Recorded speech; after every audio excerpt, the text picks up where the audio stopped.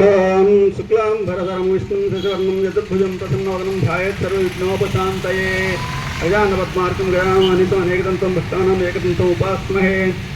భారతదేశంలో తొలిసారిగా గ్రామీణ వైద్యుల సమస్యల పరిష్కారం కోసం 78 గంటల సేపు మౌన దీక్ష పాటిస్తున్నారు గ్రామీణ వైద్యుల జాతీయ పార్టీ అధ్యక్షులు వ్యవస్థాపక అధ్యక్షులు గౌరవ డాక్టరేట్ అవార్డు గ్రహీత శ్రీ కొండశెట్టి సురేష్ బాబు గారు.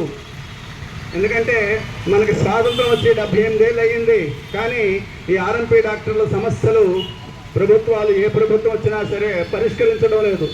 కాబట్టి వారికి సరైన రీతిలో గౌరవం లభించాలి. ప్రభుత్వంలో రాష్ట్రంలో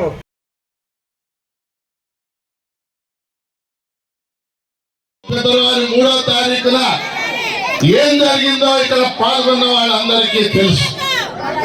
ఆ రోజు సాగర్ గారు ఉన్నారు, మనందరం కూడా ఉన్నాం.